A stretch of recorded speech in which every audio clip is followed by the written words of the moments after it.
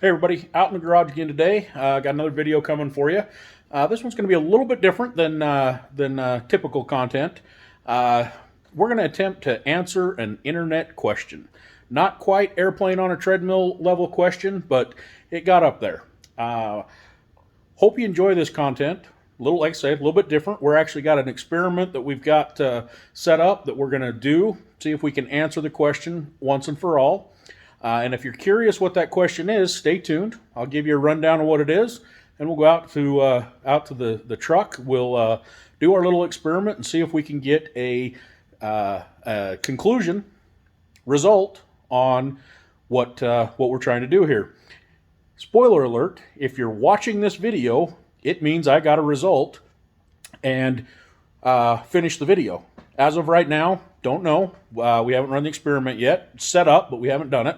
But we're going to find out together. Now, the question is, well, let's first, I want you to go down in the comments. As we get farther along, I want you to go down in the comments. I want you to pick a side in this debate. There's two sides to it. I want you to pick a side. So go down in the comments, pick a side as we go along. Pause the video, whatever you got to do. But go down, call your shot. I want to see. I want to see if you're brave enough to call your shot and how many people are right, how many people are wrong. Don't cheat. Don't look at other people's comments. But go make a comment. Call your shot. And when we're done, we'll have a result. Like I said, if this video's up, I got a result. Anyway, I'm going to set this up. Got a little visual aid to talk about this, and we'll go from there. Okay, here we are set up. We've got the good old Jeep acting as an easel again today. And I want to say, first off, not an artist, but busted out the whiteboard here to give us a demonstration. So let me talk you through what the question was. I was on a Power Wagon forum on Facebook, just reading comments, and one of the comments that came up, these trucks come with a 33-inch tire, stock. Everybody goes and puts 35s on them because they fit with no modification. So you end up with 35-inch tires on the truck and a 33-inch spare. Pretty common with anybody that puts bigger tires on their vehicle. Not always do you upgrade your spare at the same time. And on these trucks, it's kind of it's up underneath the bed and real tight fit to get a 35 in there. So some people don't even bother. Well, the debate that came up was this. Everybody knows that a 35-inch tire is going to turn at a different speed than a 33-inch tire. Pretty simple. So the question was, if you put your 33-inch spare on the truck, what's it going to do? Well, truck has a limited slip differential, that rear differential. That's how this all came about. 35-inch tire on one side, 33-inch tire on the other side. That's going to cause problems with your limited slip. Probably going to burn it up driving down the highway. So the question was, well, can't I just air down my 35-inch tire a little bit and make it shorter? Seems logical, right? Kind of a little demonstration here of what we're talking about. So you've got your full-size tire aired up. You got a radius here from the center of the hub down to the ground, the radius. On a 33-inch tire, that would be a 15.5-inch radius. On a 35-inch tire, it's going to be about a 17.5-inch radius. So can you, over here, we got our aired down tire. Can you air down your tire, shorten this radius on a 35-inch tire down to be what it equals on a 33-inch tire?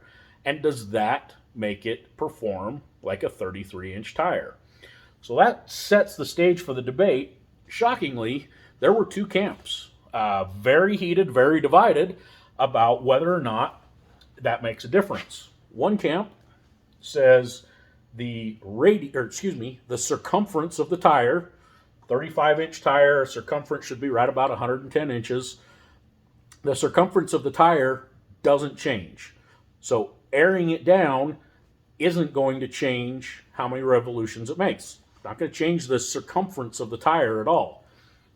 The other side of the argument is the radius is what defines a circle.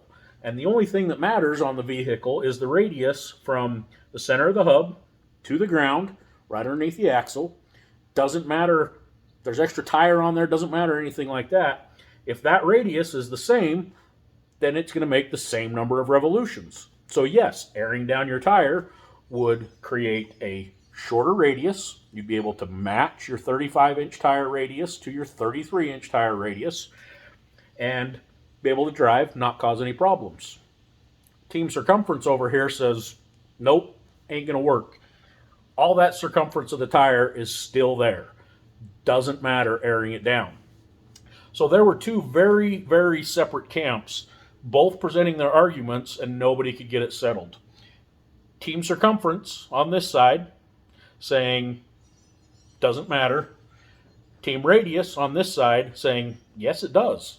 Absolutely, that will work. So here's the challenge. I want you to go down the comments. Again, down the comments. Team Circumference, do you think that regardless of the air pressure in the tire, circumference of the tire is the same, airing down isn't going to change anything? Or are you Team Radius, that the only thing that matters is the radius of this tire, and airing down a 35-inch tire to a 33-inch radius, equivalent radius, essentially changes the size of the tire, and running it like that doesn't cause a problem? So I got to thinking on this. This kind of, I don't know, my weird brain started thinking about this again, and I came up with an idea. I said, I think I got a way to test this, and we're going to see that. I've got it set up out there. So just to give you some measurements, I went and measured on the truck. What I did, left one side inflated and deflated the other side. So one side I measured, it's about a 17-inch radius. You know, nominal size tires are never their actual size. So measure as close as I could was a 17-inch radius on the full tire. On the deflated tire, I went and measured it as about 14 1/4. So we have 2 3/4 inch difference in radius on the sides of these tires. Then what we did, and you'll see this as it gets set up, we drew a line, took a piece of tape, ran it right down the middle of the tire here, down to the ground, marked it out on the ground on both sides, the deflated tire and the fully inflated tire. When we're going to drive it, all we're going to do is drive it one revolution, and we're going to watch the deflated side. We're going to do one revolution with the deflated side tire, mark it, measure it out, and we're going to go around and we're going to go to the full side. Now, the result here should be, if Team Circumference is correct, then the full tire, the mark on that full tire, will have made one full circle around, and it will come up straight up and down right where we started. If Team Radius is right, this full tire, when we go around and check the other side, it won't have made a full revolution, because this one will have turned one revolution based on the radius, and this one, a shorter radius, this one will have made one revolution based on a longer radius. So the full tire will not have made a full revolution, and that tape will be off on some kind of angle, whatever it is. So that's our test set up out there. We're going to go out there and we're going to do that test, and we're going to find out together. I will call my shot. I want everybody else to go call their shot, and we will we'll learn together the answer to this question.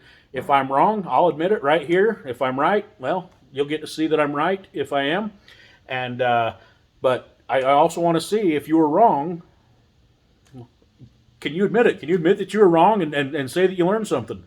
Hopefully, that's the goal of this whole thing, is to just make sure we learn something. So anyway, here we go. We'll go set it up and we'll see how it goes. All right, everybody, we're out here. Not too late to call your shot. Pause the video and down in the comments, are you Team Circumference or Team Radius? I'm going to make my call right now. So go, if you're going to go call, don't cheat. Here's my call. I am Team Radius. The lower tire is going to travel a shorter distance, therefore more revolutions, going to be close. So you can adjust the revolutions by reducing the radius of the tire. So you can run a 35-inch tire aired down will be the same as a 33-inch tire aired up. So here you go. I'm going to flip this around and show you the setup that's going to solve this question. All right, here we go. Power wagon. Since we have a power wagon, we're using a power wagon. Front of the truck. We're using the front so that the limited slip differential doesn't play into this at all. So you can see what we have here. I got a straight line drawn down through the middle of the tire onto the road. Got a tape measure laid out here. This tire is aired down to about 10 psi. I measured that radius best I could from the ground to the center of the hub there as 14.25 inches. So aired down quite a bit. Round on this side of the truck, we got our standard tire. And these are brand new. These are 315 7017, so nominally a 35-inch tire. I think they measure out at about 34 and a half, 34, somewhere in there on the actual measurement. This tire on this side, 60 psi. So it's fully inflated. You can see again, we have our line drawn down through the center of the tire to mark one revolution, tape mark on the ground. What this test is going to show us, I got my lovely assistant Dave in there, is going to drive forward, and we're going to video this as he drives forward. We're going to go one revolution on this lower tire. Okay, and I'm going to tell him when to stop. Keep going, slow down, slow down, slow down, slow down, slow down, and stop. Okay, back up just a touch. Right there, perfect. All right, so you saw there's our one revolution on our aired down tire. Got the tape measure laid out here. We'll go over here. That is 8 foot 7 inches. Somebody do the math real quick. What's 8 foot 7 inches? In inches, whatever. All right, now, no, stay up here. We're gonna go show the other side. Okay, stop right, oh, back up. Right there, perfect. There you go. So there's our one revolution on this side. Now, if team radius is right, the tire on the other side will not have completed one full revolution. If team circumference is right, that tire on the other side, when we go around, will have completed one full revolution, and that tape will be hanging straight down. All right, who's got the guts to admit if they were right or wrong? I will admit right here on camera if I was wrong.